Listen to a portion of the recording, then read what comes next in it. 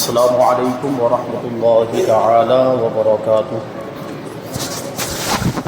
نحمده ونصلي ونسلم على رسوله الكريم اما بعد فاعوذ باللہ من الشیطان الرجیم بسم اللہ الرحمن الرحیم ان اللہ وملائکته یصلون علی النبی یا ایها الذین آمنوا صلوا علیہ وسلموا تسلیما اللهم صل على سيدنا ومولانا محمد معدن الجود والكرم وآله الكرام وابنه الكريم وبارك وسلم صلاة وسلاما عليك يا رسول الله صلى الله تعالى عليك وسلم۔ سورہ بقرہ آیت نمبر 129 کی تفسیر ہے۔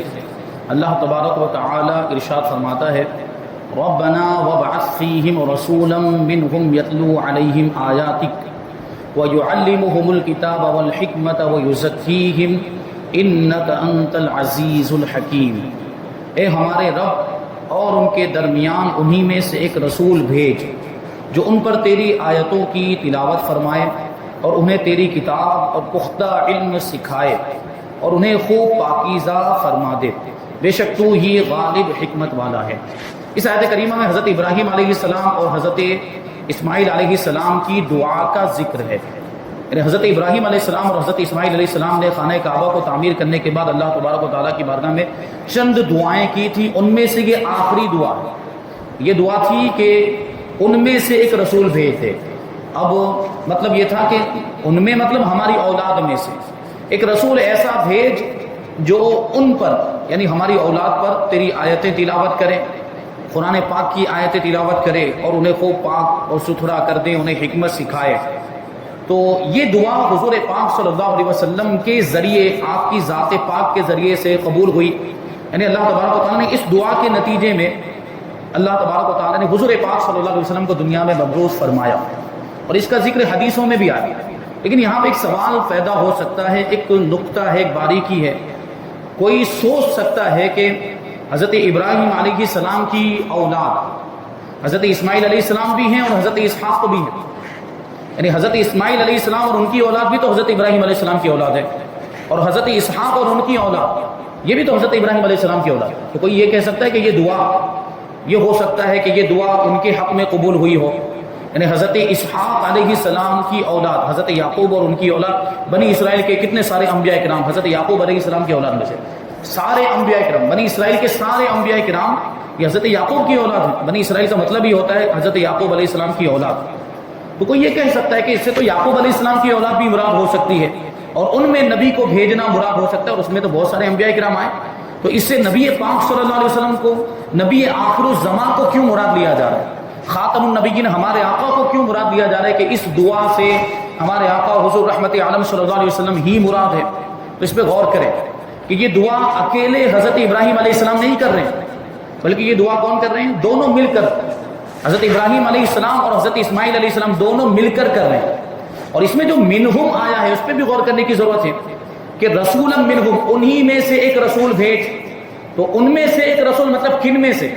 تو ہمیں منہم پر غور کرنا ہے کہ منہم میں جو ضمیر ہے وہ کدھر لوٹ رہی ہے، یعنی منہم میں جو ہم آیا یعنی انہی میں سے، تو انہی میں سے کن میں سے، کس یہاں کون مراد ہے، ان میں سے کون مراد؟ تو اس پہ غور کریں، آگے والی آیت کریمہ کو دیکھیں۔ تو اس سے پہلے والی جو آیت کریمہ تھی اس میں حضرت ابراہیم علیہ السلام اور حضرت اسماعیل علیہ السلام کی ایک دعا کا ذکر ہے۔ وہ کیا کیا؟ انہوں نے دعا کی تھی کہ پروردگار تو ہمیں اپنا فرما بردار رکھ، اور ہماری اولاد میں سے ایک گروہ ایسا ہو، ہماری اولاد میں سے ایک جماعت ایسی ہو جو تیری فرما بردار ہو، تیری فرما برداری کرے۔ یعنی کیا مطلب ہوا کہ ہماری اولاد میں سے ایک جماعت ایسی ہو جو ایمان والی ہو، اور ایمان والی ہونے کے ساتھ ساتھ تیری مطیع و فرما بردار ہو۔ تو یہ جو ضمیر ہے یہ اسی کی طرف لوٹ رہی ہے، اسی جماعت کی طرف لوٹ رہی ہے۔ یعنی حضرت ابراہیم اور حضرت اسماعیل علیہ السلام نے جو دعا کی تھی کہ ہماری اولاد میں سے ایک جماعت ایسی ہو جو ایمان والی ہو اور تیری مطیع و فرما بردار، تو یہ ضمیر اسی کی طرف، مطلب یہ ہوا کہ بعد میں جو دعا کر رہے ہیں تو اسی کی طرف اشارہ کرتے ہوئے دعا کر رہے ہیں کہ انہی میں سے ایک رسول بھیج، یعنی ہماری اولاد میں جو ایمان والی جماعت ہو، مطیع و فرما بردار جماعت ہو، انہی میں سے ایک رسول بھیج، عظمت والا رسول بھیج جو نبی آخر الزمان ہو، آخری نبی ہو۔ تو دیکھیں اس سے ثابت ہو جاتا ہے کہ یہ یہاں حضرت اسماعیل علیہ السلام کی اولاد ہی مراد ہے، حضرت اسحاق کی اولاد مراد نہیں ہے، کیونکہ وہ دعا جو ہے وہ دونوں نے مل کر کی ہے، حضرت ابراہیم علیہ السلام اور حضرت اسماعیل علیہ السلام نے. تو حضرت ابراہیم کی اولاد، لیکن کون سی اولاد؟ جو حضرت اسماعیل کی بھی اولاد. تو یہ سلسلہ تو حضور پاک صلی اللہ علیہ وسلم تک پہنچتا ہے. تو اس سے مراد حضور پاک صلی اللہ علیہ وسلم کی ذات ہی ہے. یہ حضور کے لیے دعا تھی خانہ کعبہ کی تعمیر کی عظیم خدمت بجا لانے اور توبہ اور استغفار کرنے کے بعد حضرت ابراہیم اور حضرت اسماعیل علیہ السلام نے یہ دعا کی کہ یا رب اپنے حبیب نبی آخر الزمان صلی اللہ علیہ وسلم کو ہماری نسل میں ظاہر فرما اور یہ شرف ہمیں عنایت فرما. یہ دعا قبول ہوئی اور ان دونوں بزرگوں کی نسل میں حضور پر نور صلی اللہ علیہ وسلم کی تشریف آوری ہوئی. امام بغوی نے ایک حدیث روایت کی ہے کہ حضور اکرم صلی اللہ علیہ وسلم نے ارشاد فرمایا کہ میں اللہ کے نزدیک خاتم النبیین لکھا ہوا تھا، حالانکہ حضرت آدم علیہ السلام کا خمیر تیار ہو رہا تھا، یعنی آپ کا پتلا تیار کیا جا رہا تھا اور پتلا بنانے کے لیے مٹی کو پانی وغیرہ میں گوندا جا رہا تھا. حضرت آدم علیہ السلام کی ابھی پیدائش نہیں ہوئی تھی، آپ کی خلقت مکمل نہیں ہوئی تھی. حضور پاک صلی اللہ علیہ وسلم ارشاد فرماتے کہ میں اس وقت بھی خاتم النبیین تھا، لکھا ہوا تھا، یعنی اسی وقت یہ لکھ دیا گیا تھا کہ نبی آخر الزمان خاتم النبیین کون ہوں گے؟ محمد صلی اللہ علیہ وسلم ہوں گے. پھر حضور نے آگے کیا فرمایا کہ میں تمہیں اپنے ابتدائی حال کی خبر دوں، اپنے ابتدائی معاملے کی خبر دوں. میں دعائے ابراہیم ہوں اور بشارت عیسیٰ ہوں، عیسیٰ علیہ السلام کی خوشخبری ہوں. اپنے والدہ کے اس خواب کی تعبیر ہوں جو انہوں نے میری ولادت کے وقت دیکھی، اور میری ولادت کے وقت جو خواب دیکھا تھا میں اس کی تعبیر ہوں. اور ان کے لیے بلند نور ظاہر ہوا جس سے ملک شام کے ایوان اور محلات ان کے لیے روشن ہو گئے. اب یہاں پہ غور کریں، دو باتیں بلکہ تین باتوں کا ذکر ہے، اس میں سے دو ہم دیکھیں. تو پہلے جو حضور پاک صلی اللہ علیہ وسلم نے پہلا جو جملہ ارشاد فرمایا کہ میں ابراہیم علیہ السلام کی دعا ہوں، تو اس دعا سے یہی دعا مراد. حضرت ابراہیم علیہ السلام نے خانہ کعبہ کی تعمیر کے بعد جو دعا کی تھی کہ انہی میں سے رسول بھیج، تو حضور اسی کی طرف اشارہ کرتے ہوئے فرما رہے ہیں کہ میں حضرت ابراہیم کی وہی دعا ہوں، یعنی حضرت ابراہیم علیہ السلام کی دعا کے نتیجے میں مجھے مبعوث کیا گیا ہے. اور یہ کہ میں حضرت عیسیٰ علیہ السلام کی بشارت ہوں. حضرت عیسیٰ علیہ السلام نے بنی اسرائیل سے کہا تھا وَإِذْ قَالَ عِيسَى ابْنُ مَرْيَمَ يَا بَنِي إِسْرَائِيلَ إِنِّي رَسُولُ اللَّهِ إِلَيْكُمْ مُصَدِّقًا لِمَا بَيْنَ يَدَيَّ مِنَ التَّوْرَاةِ وَمُبَشِّرًا بِرَسُولٍ يَأْتِي مِن بَعْدِي اسْمُهُ أَحْمَدُ. حضرت عیسیٰ ابن مریم نے کہا تھا کہ اے بنی اسرائیل، میں تمہاری طرف رسول بنا کر بھیجا گیا ہوں اور میں مجھ سے پہلے والی کتاب توریت کی تصدیق کرنے والا ہوں اور ایسے رسول کی خوشخبری اور بشارت دینے والا ہوں جو میرے بعد آئیں گے جن کا نام احمد ہوگا. اور آپ جانتے ہیں ہمارے نبی حضور پاک صلی اللہ علیہ وسلم کا نام زمین پر کیا ہے؟ محمد، اور آسمانوں میں احمد ہے. یہ حضور پاک صلی اللہ علیہ وسلم کی شان. اور اس میں بھی ایک حکمت اور اس میں بھی ایک نقطہ ہے کہ حضور کا نام زمین پر محمد کیوں ہے، آسمانوں پر احمد کیوں ہے، اس کی بھی ایک تفصیل ہے. اس کو انشاءاللہ تبارک و تعالیٰ پھر کبھی کسی موقع پر ہم شامل کریں گے، ورنہ بات لمبی ہو جائے گی. تو حضرت عیسیٰ علیہ السلام نے جو بشارت دی تھی اور یہ جو کہا تھا کہ میں ایسے رسول کی بشارت دینے والا ہوں جو میرے بعد تشریف لائیں گے جن کا نام احمد ہوگا، تو حضور نے اس کے بارے میں اس حدیث پاک میں ارشاد فرمایا. اور آگے جو بات ارشاد فرمایا کہ میں میری والدہ کا خواب ہوں جو انہوں نے میری ولادت کے وقت دیکھا تھا اور ان سے ایک نور ظاہر ہوا جس سے شام کے محلات روشن ہو گئے. حضور پاک صلی اللہ علیہ وسلم کی ولادت کی برکت سے وہ پورا مکان جس میں حضرت بی بی آمنہ رضی اللہ تعالی عنہا موجود تھی حضور کی ولادت کے وقت، وہ پورا مکان روشن ہو گیا، منور ہو گیا، در و دیوار چمکنے لگ گئے تھے. اور صرف اتنا ہی نہیں، حضور پاک صلی اللہ علیہ وسلم جیسے ہی دنیا میں تشریف لائے تو حضرت بی بی آمنہ کہتی کہ مجھ سے ایسا نور ظاہر ہوا کہ جس نور کی روشنی میں نے شام کے محلات کو دیکھ لیا. اب یہ روشنی کیسی ہوگی، سوچنے جیسی بات ہے. کیا اب ملک شام کتنی دور ہے، مکہ مکرمہ کی کہاں پر ہے؟ وہ ملک سینکڑوں کلومیٹر کا فاصلہ ہے. ملک شام مطلب سیریا. ابھی آپ دیکھیں انٹرنیٹ پر گوگل وغیرہ پر آپ ڈال کر دیکھیں کتنے تقریباً 900 کلومیٹر کا فاصلہ ہے. تقریباً کتنے 900 کلومیٹر کا فاصلہ ہے. اب 800 یا 900 کلومیٹر. اب سوچنے جیسی بات ہے کہ حضرت آمنہ رضی اللہ تعالی عنہا مکہ مکرمہ میں موجود ہے اور حضور کی ولادت کے وقت نور ظاہر ہوا اور فرماتی کہ اسی نور کی روشنی سے میں نے ملک شام کے محلات کو دیکھ لیا. اب مکہ مکرمہ اور ملک شام کے درمیان کتنی عمارتیں ہوں گی، کتنی بلڈنگیں ہوں گی، کتنے پہاڑ ہوں گے، کتنی رکاوٹیں ہوں گی، کتنے پردے ہوں گے، کتنے حجابات ہوں گے، لیکن یہ اس نور کی برکت تھی کہ وہ سارے پردے اٹھ گئے، وہ سارے حجابات اٹھ گئے. اب کوئی پہاڑ بھی آڑ نہیں بن رہا ہے، کوئی بلڈنگ کوئی عمارت بھی آڑ نہیں بن رہی، بلکہ بی بی آمنہ رضی اللہ تعالی عنہا نے وہیں سے.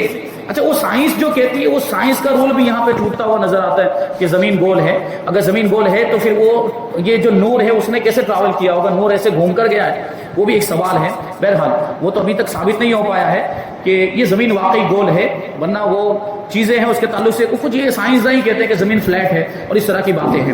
بہرحال تو یہ روشنی تو سیدھا سفر کرتی ہے، روشنی اور نور یہ سیدھا سفر، یہ تھوڑی وہ ایسے گھوم کر جا سکتی ہے کہیں پر، سیدھا سفر کرتی ہے کہ نہیں۔ بہرحال یہ تو ہمارا مطلب یہ عقیدہ حدیث پاک کے اندر یہ ارشاد فرمایا گیا، ابھی اب اس پر ہم بحث نہیں کرتے سائنس کیا کہتی سائنس نہیں، ہم تو بس حدیث میں آگے ہم اس کو مان لیتے ہیں۔ تو کوئی چیز آڑ نہیں بنی، اور سوچیں کہ روشنی اس طرح سفر کرتی ہے، اور روشنی کا یہ مطلب اب وہ سوچیں وہ نور بھی کیسا ہوگا، وہ نور بھی کیسا ہوگا کہ چیزوں کو پھاڑ کر اس کے بیچ میں سے نکل گئے اور وہ چیزیں بھی اس کے لیے رکاوٹ نہیں بنی۔ اور یہ سائنس کے اعتبار سے اگر سوچیں آپ، ہماری آپ کی نگاہیں کمزور ہوتی ہے تو یہ چیزیں ہمارے لیے آڑ بن جاتی ہیں، ہم اس کے آر پر، جیسے دیوار ہے تو ہم اس کے آر پر نہیں دیکھ سکتے، لیکن وہ نور ایسا نور ہوتا ہے، اور حضور پاک صلی اللہ علیہ وسلم کا نور اس کی تو پھر شان ہی الگ ہے، اس کی تو بات ہی الگ ہے۔ تو اس کے بارے میں اگر سائنٹیفکلی اس کی جو ہم تشریح کریں اور اس کو سمجھانے کی کوشش کریں، یعنی عقل ماننے کے لیے تیار نہیں ہوتی، تو بھائی معجزہ تو ہوتا ہی وہ ہے جو عقل میں نہ آئے، معجزہ تو ہوتا ہی وہ ہے وہ جو سمجھ میں نہ آئے۔ لیکن اس کو یوں سمجھ سکتے ہیں کہ یہ کوئی بھی چیز آپ لے لیں، کوئی بھی چیز دنیا کی ٹھوس ہو یا نرم ہو یا سیال ہو، بہنے والی چیز ہو، وہ مختلف اجزاء سے مل کے بنتی، ایٹمز سے مل کر بنتی، جوہر سے مل کے بنتی، ہر چیز میں ایٹمز ہوتے ہیں، ایٹمز سے مل کر بنتی ہے۔ تو یہ دیوار جو ہے یہ بھی ایٹمز سے مل کے بنی ہے، اور اس کو خوردبین کے ذریعے اگر دیکھا جائے تو یہ الگ الگ نظر آتا ہے، یعنی ہم کو جڑا ہوا دکھ رہا ہے، یہ ٹھوس پتھر ہمیں جڑا ہوا دکھ رہا ہے، لیکن آپ خوردبین کے ذریعے دیکھیں تو یہ آپ کو اس کے جو اجزاء، اس میں جو جوہر ہیں، اس میں جو ایٹمز ہیں، وہ الگ الگ نظر آئیں گے، یعنی اس میں کچھ نہ کچھ فاصلہ ضرور ہے، اس میں کچھ نہ کچھ فاصلہ ہے، وہ اگرچہ فاصلہ ہمیں نظر نہیں آتا ٹھوس چیزوں کے اندر، وہ نور جو گزرا ہے وہ اسی فاصلے کے درمیان سے گزرا ہے، جو ایٹمز کے درمیان جو فاصلہ تھا اسی فاصلے کے درمیان سے گزرا، اور انہی ایٹمز کے درمیان والی خلا میں سے حضرت بی بی آمنہ رضی اللہ تعالی عنہا نے اس نور کی برکت سے ملک شام کے محلات کو دیکھ لیا۔ تو اس حدیث میں دعائے ابراہیم سے یہی دعا مراد ہے جو اس آیت میں مذکور ہے۔ اللہ تبارک و تعالیٰ نے یہ دعا قبول فرمائی، اور آخر زمانے میں حضور سید الانبیاء محمد مصطفیٰ صلی اللہ علیہ وسلم کو مبعوث فرمایا۔ الحمدللہ علی احسانی، یعنی اللہ کے اس احسان پر ہم اللہ کا شکر ادا کرتے ہیں، کیونکہ اس نے ہمیں نبی آخر الزمان کی امت میں پیدا فرمایا، اور امت بھی کیسی؟ امت اجابت، ورنہ امت کی بھی دو قسمیں، ایک امت دعوت ہے، ایک امت اجابت ہے۔ یعنی امت دعوت وہ جس کو، وہ سارے لوگ جن کو حضور پاک صلی اللہ علیہ وسلم کی دعوت عام ہے، اب اس میں کفار بھی آ گئے، اس میں ایمان والے بھی آ گئے، اور امت اجابت کا مطلب جنہوں نے حضور کی دعوت کو قبول کر لیا، یعنی جو مومن ہو گئے، الحمدللہ ہمیں ایمان والا بنایا اللہ تبارک و تعالیٰ نے، تو یہ اس کا بہت بڑا احسان، بلکہ سب سے بڑا احسان ہے۔ اور آگے یہ بات آیت کریمہ میں آئی کہ وَيُعَلِّمُهُمُ الْكِتَابَ وَالْحِکْمَةَ، اور انہیں تیری کتاب اور پختہ علم سکھائے۔ آیت میں کتاب سے مراد قرآن پاک اور اس کی تعلیم سے اس کے حقائق و معانی کا سکھانا مراد ہے، یعنی قرآن پاک کتاب بھی سکھاتے ہیں اور اس کی تعلیم دیتے ہیں، مطلب اس کے حقائق، اس کی اندر جو باریکیاں ہیں، اس میں جو راز کی باتیں وہ بھی سکھاتے ہیں، اور حکمت میں سنت، شریعت کے احکام اور اسرار، شریعت کی باریکیاں، شریعت میں کیا حکمتیں ہیں، کون سا حکم کیوں نازل ہوا، یہ ساری باتیں اس میں آ جاتی ہیں۔ حضور پاک صلی اللہ علیہ وسلم نے یہ سب اپنے صحابہ کو سکھایا۔ حضرت ابراہیم علیہ السلام نے حضور پاک صلی اللہ علیہ وسلم کے متعلق بہت سی دعا مانگی، جو اللہ تبارک و تعالیٰ نے دعائیں مانگی تھی، ان ساری دعاؤں کو حضرت ابراہیم علیہ السلام کی ساری دعاؤں کو لفظ بلفظ قبول فرمایا۔ حضور پرنور صلی اللہ علیہ وسلم مومن جماعت میں تشریف لائے، ایمان والوں میں تشریف لائے، اور مکہ مکرمہ میں پیدا ہوئے، پھر رسول ہوئے، کیونکہ اس میں سب آ جا رہا ہے نا، اس دعا کے اندر دیکھیں اولاد ان کی آباد کہاں ہوئی؟ مکہ مکرمہ میں، اور پھر یہ بھی دعا کی تھی کہ ہماری اولاد میں سے گروہ ایسا ہو جو مومن ہو، مسلمان ہو، اطاعت و فرما برداری کرنے والا ہو۔ تو حضور مومنین میں آئے، ایمان والی جماعت میں۔ اب سوال یہ پیدا ہوتا ہے کہ حضور پاک صلی اللہ علیہ وسلم کے اعلان نبوت فرمانے کے بعد تو وہ ایمان کا مسئلہ سامنے آیا کہ اب جو حضور کو مانے گا وہ مومن، جو حضور کو نہیں مانے گا وہ مومن نہیں، یہ بات۔ لیکن یہ اعلان نبوت کے بعد کی بات ہے، اعلان نبوت کے بعد اگر کوئی حضور کو نہیں مانتا ہے تو وہ مومن نہیں۔ لیکن حضور پاک صلی اللہ علیہ وسلم ایمان والوں میں تشریف لائے، تو اس سے یہاں مراد یہ ہے کہ حضور پاک صلی اللہ علیہ وسلم کے جتنے بھی آبا و اجداد ہیں، اوپر تک جتنے بھی آبا و اجداد ہیں، یعنی جن کی پشتوں میں حضور پاک صلی اللہ علیہ وسلم کا نور رہا، اور وہ خواتین، وہ مائیں جن کے شکم میں حضور پاک صلی اللہ علیہ وسلم کا نور مبارک رہا، وہ سب کے سب موحد تھے، توحید پرست تھے۔ جتنے بھی آپ کے آبا اور آپ کی امہات، یعنی جتنے بھی آپ کے باپ گزرے ہیں اور جتنی بھی آپ کی مائیں گزری ہیں، وہ سب کے سب توحید پرست تھے، ان میں سے کسی نے کبھی بھی شرک نہیں کیا۔ کبھی بھی کفر نہیں کیا. اللہ تبارک و تعالیٰ نے حضور پاک صلی اللہ علیہ وسلم کی نسل کو اوپر تک اس طرح محفوظ فرما دیا تھا, یعنی وہ کفر اور شرک سے پاک تھے. حضرت عبداللہ ہو یا حضرت عبد المطلب ہو یا ان کے اوپر حضرت ہاشم ہو, عبد مناف ہو, اس طرح جو سلسلہ اوپر تک چلتا ہے, یہ سب کے سب موحد تھے. انہوں نے کبھی بھی شرک والے ماحول میں رہتے تھے, شرک والے ماحول میں پیدا ہوئے, لیکن کبھی بھی انہوں نے شرک نہیں کیا. تو مومن جماعت سے مراد یہ حضرت ابراہیم علیہ السلام, حضرت اسماعیل, پھر ان کے اولاد میں یہ ایک سلسلہ حضور پاک صلی اللہ علیہ وسلم کے آبا اور آپ کی امہات کا, یہ سب کے سب مومن تھے, موحد تھے, توحید پرست تھے. انہوں نے کبھی بھی شرک نہیں کیا, تو اس اعتبار سے ان کو مومن کہا جا رہا ہے. تو مومن جماعت میں پیدا ہوئے, ایمان والوں میں پیدا ہوئے, اور مکہ مکرمہ میں پیدا ہوئے, رسول ہوئے اور صاحب کتاب بھی ہوئے. اللہ تبارک و تعالیٰ نے آپ کو سب سے بہترین کتاب عطا فرمائی, قرآن پاک, اور پھر آیتوں کی تلاوت بھی فرمائی. صحابہ کرام کو قرآن کی آیتیں سنائی, امت کو کتاب اللہ سکھائی بھی. اگر کچھ سمجھ میں نہیں آیا تو اس کو سمجھایا بھی حضور پاک صلی اللہ علیہ وسلم نے. اسی لیے تو کہتے ہیں کہ قرآن پاک کی سب سے بہترین اگر کوئی تفسیر ہے تو وہ حضور پاک صلی اللہ علیہ وسلم کے ارشادات, حضور کی حدیثیں, کیونکہ حضور نے وہ بعض اوقات جو صحابہ کرام کو کوئی بات سمجھ میں نہیں آئی, کوئی آیت سمجھ میں نہیں آئی, تو حضور نے ان کو سمجھایا بھی اور امت کو کتاب اللہ سکھائی, حکمت عطا فرمائی, یعنی اپنی سنتیں عطا فرمائی, شریعت کے احکام عطا فرمائے, اور کچھ راز کی باتیں بھی عطا فرمائی, اور ان کے نفسوں کا تزکیہ کیا, ان کو پاک اور ستھرا کر دیا گناہوں سے. جو شرک و کفر میں مبتلا تھے ان کو شرک اور کفر کی گندگیوں سے پاک کیا حضور پاک صلی اللہ علیہ وسلم نے, اور اسرار الہی پر مطلع کیا. اس آیت کریمہ سے صحابہ کرام رضی اللہ تعالی عنہم کی بھی شان معلوم ہوئی کہ حضور اکرم صلی اللہ علیہ وسلم نے جن کو کتاب و حکمت سکھائی اور جنہیں پاک اور صاف کیا, اس کے اولین مصداق یہ صحابہ کرام ہی تو تھے. یعنی سب سے پہلے کتاب کس کو سکھائی, سب سے پہلے حکمت کس کو سکھائی, حکمت کی تعلیم کس کو دی, اور سب سے پہلے پاک اور صاف ستھرا کس کو کیا, وہ صحابہ کرام تو تھے.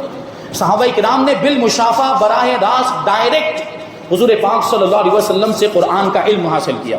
صحابہ کرام نے ڈائریکٹ حضور کی حدیثیں سنی ہیں, اور حضور پاک صلی اللہ علیہ وسلم نے صحابہ کرام کے نفسوں کا تزکیہ فرمایا. تو اس آیت کریمہ کے سب سے پہلے اگر کوئی مصداق ہوتے ہیں, یعنی یہ آیت کریمہ سب سے پہلے کسی کے اوپر صادق آتی ہے, کسی کے اوپر فٹ ہوتی ہے, تو وہ حضرات صحابہ کرام رضوان اللہ تعالی علیہم اجمعین. تو اس سے ان کی عظمت ہمیں سمجھ میں آتی ہے کہ صحابہ کرام کا مقام و مرتبہ کیا ہے. یعنی کیا ہوا کہ ڈائریکٹ تو صحابہ کرام نے علم حاصل کیا قرآن کا, حدیث کا, اور بعد والوں کو صحابہ کرام کے ذریعے سے پہنچا. قرآن پاک صحابہ کرام کے ذریعے سے تابعین تک پہنچا, پھر تابعین سے طبع تابعین, ان کے بعد پھر اس طریقے سے اولیاء علماء کے ذریعے پوری امت میں پھیلا. نیز یہ بھی معلوم ہوا کہ پورا قرآن آسان نہیں ہے, پورا قرآن آسان نہیں, ورنہ پھر اس کو سکھانے کا اس آیت کریمہ میں ذکر نہیں کیا جاتا. جو کتاب سکھاتے ہیں, کتاب کی تعلیم دیتے ہیں, حکمت سکھاتے ہیں, اگر قرآن آسان ہوتا ڈائریکٹ, کیونکہ عرب کے لوگ تو عربی جانتے تھے, قرآن عربی میں نازل ہوا, تو ڈائریکٹ اس کو پڑھ کے سمجھ جاتے. اس کا مطلب یہ کہ پورا قرآن آسان نہیں, کچھ آیتیں عربی جاننے والوں کے لیے آسان ہو سکتی ہے کہ ڈائریکٹ دیکھ کر سمجھ جائیں, لیکن اس میں ساری آیتیں ایسی نہیں ہیں جو عربی جاننے والے کو ایسے ہی سمجھ میں آ جائے. تو اگر پورا قرآن پاک آسان ہوتا تو اس کی تعلیم کے لیے حضور پاک صلی اللہ علیہ وسلم نہ بھیجے جاتے. یعنی حضور کو قرآن سکھانے کے لیے بھیجا گیا ہے. اس کا مطلب یہ ہے کہ قرآن پورا کا پورا آسان نہیں ہے, اس کو سمجھنے کے لیے کسی کی ضرورت ہے, اور وہ حضور پاک صلی اللہ علیہ وسلم کی ذات ہے.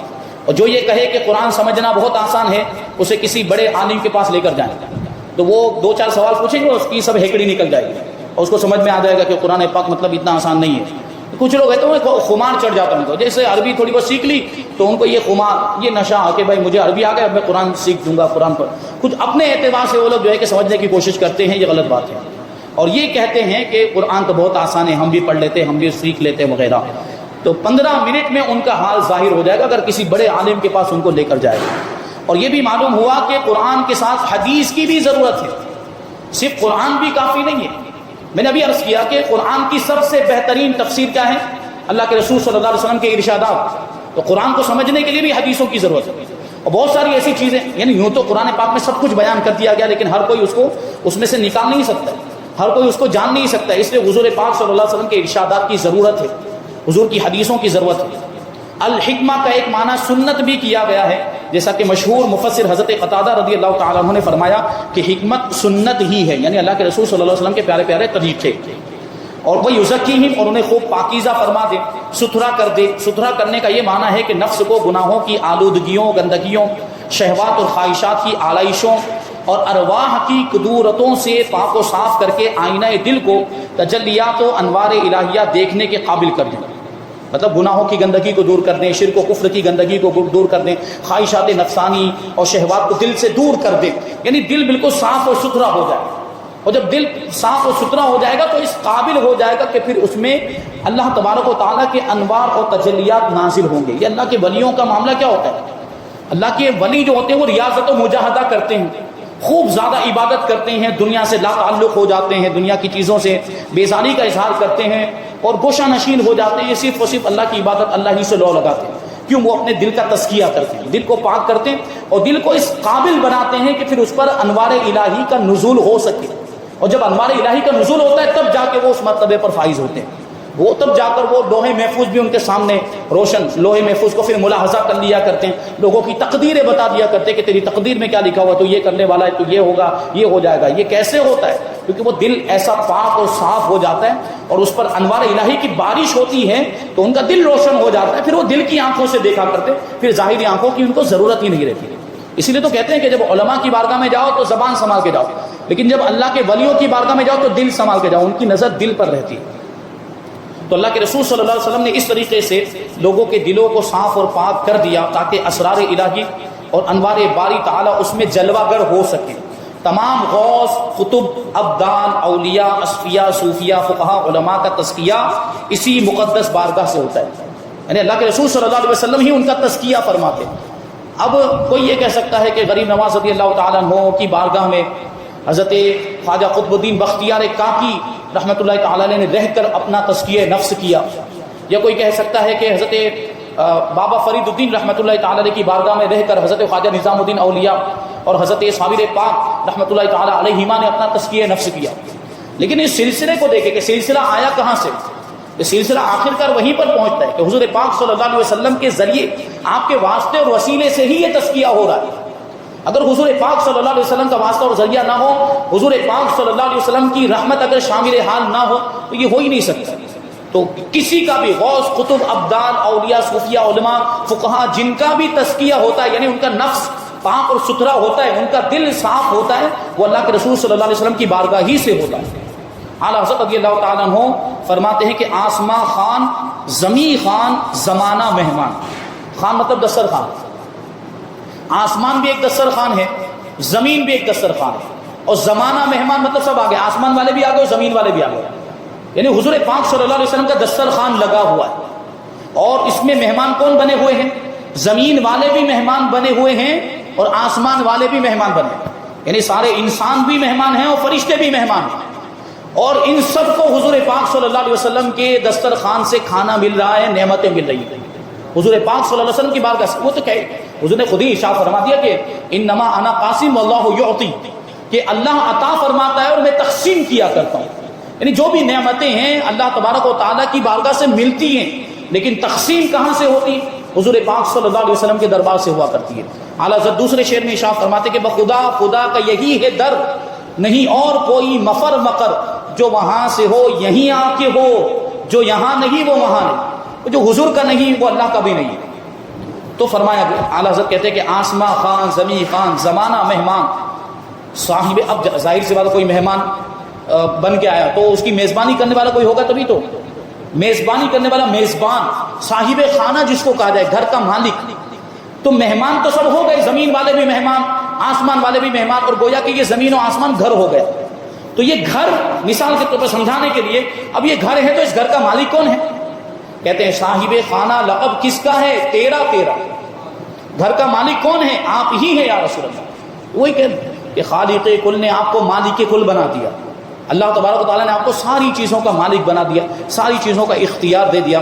حضور پاک صلی اللہ علیہ وسلم جس کو چاہیں جو عطا فرمائے، اور جس کو چاہے جو روکنا چاہے اگر کوئی چیز تو روک بھی سکتے ہیں. اللہ تبارک و تعالیٰ نے آپ کو پورا اختیار دیا ہے. وہ شعر ہم پڑھتے ہیں نا کہ نبی مختار کل ہیں، جس کو جو چاہیں عطا کر دیں، زمیں کو آسماں کر دیں، سریا کو سرا کر دیں. یہ اللہ تبارک و تعالیٰ نے آپ کو اختیارات عطا فرمائے. بہرحال یہاں پر آیت نمبر 129 کی تفسیر مکمل ہوئی.